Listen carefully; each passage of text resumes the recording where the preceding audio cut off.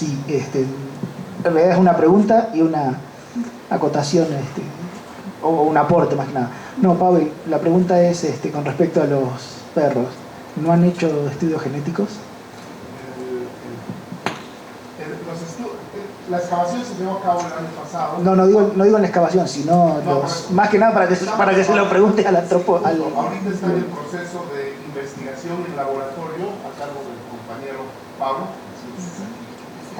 Bueno, y están en proceso de hacer otro tipo de estudios biológicos, etcétera, ¿no? Como cuando nos toque exponer sobre este contexto funerario en la red iberoamericana, ampliaremos más en cuestión de los individuos. Aquí solamente tratamos de ver la presencia de ese cánido en un contexto múltiple, en un enterramiento diacrónico y sincrónico. Ya se van a dar cuenta por qué. O sea, no estamos hablando de un espacio funerario de un tiempo determinado, sino que incluso hay en cada una de las fosas hay estratos de enterramientos, y se ve que si fueran con ojos occidentales diría son mausoleos familiares. Es extraordinario lo que acabamos de encontrar, que no he visto parangón alguno con enterramientos del posclásico, que siempre están asociados a arquitectura o tienen otro tipo de características. De cualquier modo, estamos también planeando hacer un escrito más en grande, y a los resultados te los daremos a conocer, Luis. Ahorita estamos en la primera fase, falta la segunda, que viene el análisis del material. Y el aporte era con respecto a lo de la sífilis. Tengo un colega de Argentina que es antropólogo biólogo y se dedica a paleopatología, y justamente presentó un trabajo en uno de los encuentros sobre una enfermedad similar que se encuentra, que deja marca similar a la sífilis, pero que no es sífilis. O sea, después, si necesitas, te pongo en contacto, no hay ningún problema para que trabajen, o sea, para que lo charlen, conversen. ¿Alguna otra pregunta?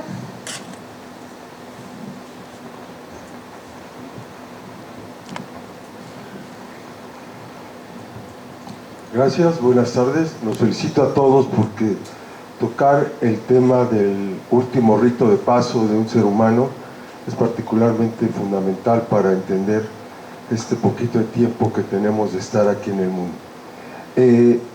Mi pregunta, indirectamente creo que la respondieron.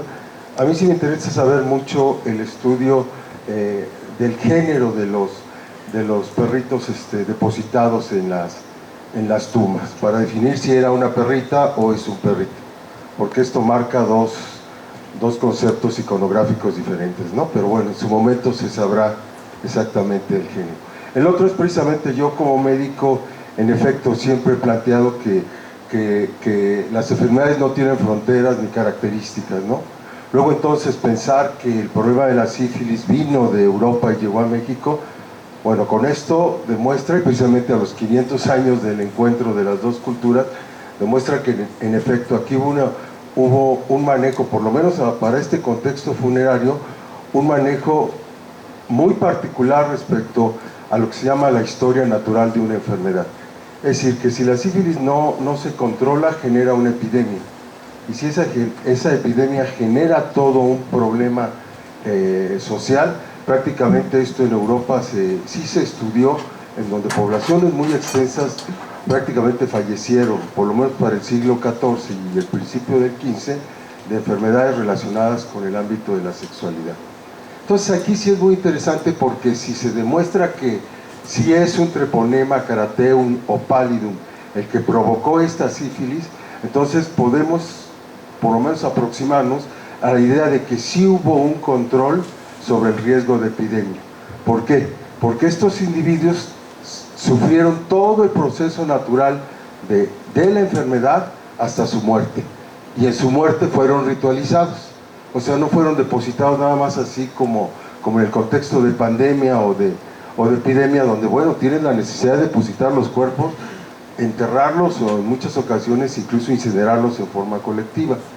Yo creo que este es el tema histórico que, por lo menos ustedes, los jóvenes que lo están encontrando, creo que ahí sí deberían de meter las manos o el dedo en la llaga para establecer precisamente ese aspecto histórico de la historia natural de la sífilis, ¿no? Bueno, pues muchas gracias y felicidades. No, nada más. Está sexuado el cánido y es macho.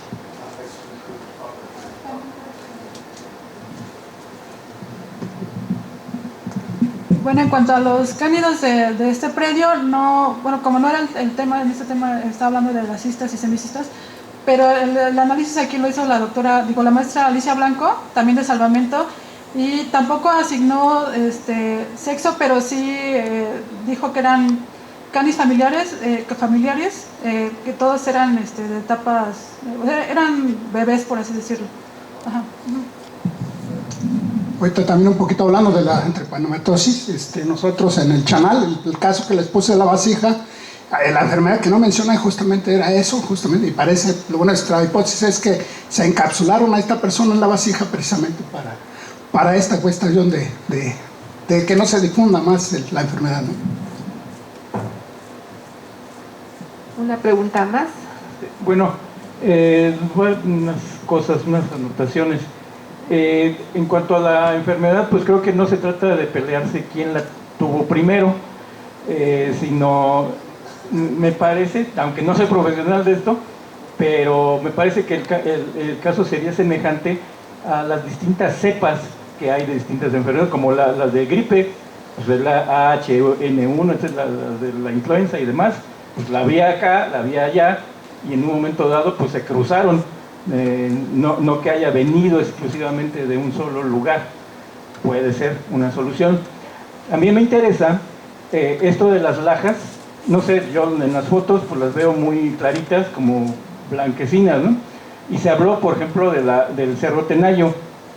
Si fueran de ahí, del Cerro Tenayo, pues yo creo que ahí dominaría este material que los geólogos, los minerólogos llaman lamprobolita, que es esa laja de color rosado que sigue proporcionando material principal de construcción para todo en toda esa zona, desde el Panteón Jardines del Recuerdo hasta el Palacio Municipal de Tlalnepantla, por ejemplo, han salido de ahí, siguen saliendo de ahí, de esa cantera que es el Cerro Tenayo. Sería interesante ver o saber si esas cistas están construidas con ello. A mí me llama más la atención todavía los conceptos que se manejan del Teyolía, Tonali y Jiyotl. Sí, son las ideas que ha difundido bastante el doctor López Austin.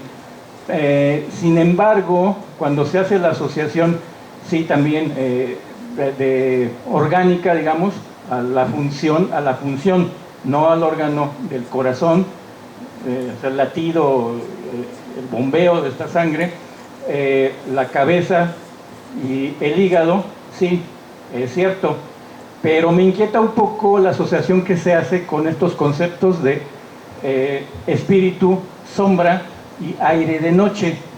Eso me suena a mí, sí, al mundo indígena, pero actual o más contemporáneo, a las comunidades, porque si nos vamos a los propios registros de primeros, a los vocabularios del náhuatl del siglo XVI, el de Molina y algunos otros, pues ese Teyolía, Tonali, los traducen ellos como precisamente el alma, el espíritu,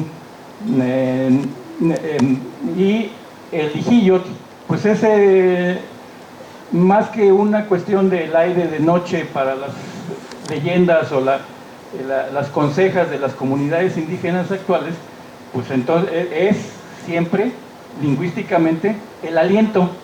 Hay este difracismo muy conocido de Injiyotl, Initlactol, su aliento, su palabra, ¿no?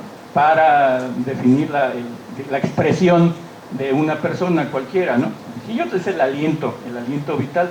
Entonces creo que está bien, se tomen en cuenta estas otras variantes, estos otros sesgos que ya tiene los vocablos, pero se me hacen muy contemporáneos y no atienden a lo más tradicional o lo más antiguo, que sería precisamente esa conceptualización, que parece ser también pues bastante más antiguo que el propio posclásico, ¿no? Muchas gracias. Bueno, sí, una aclaración. Cuando yo trabajo en Tlaxcala, tengo un sitio arqueológico que un contacto. Dentro de estos españoles venían enfermos, venían sifilíticos. Pero, o sea, no es tema de este simposio. Al sifilítico se le dio un proceso ritual.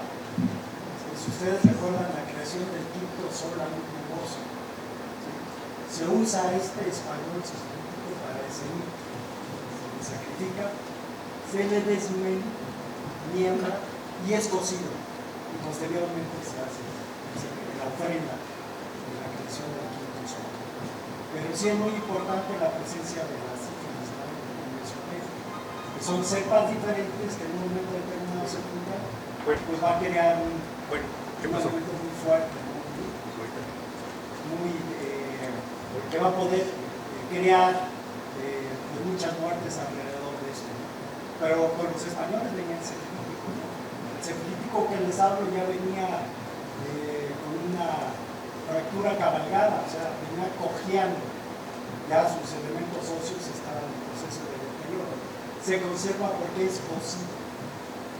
¿Sí? Y aquel que hace el ritual, el que hace el sacrificio, debe ser un sacerdote que conoce las características de este individuo para poderlo meter dentro de un mito de creación, como fue la creación del quinto sol.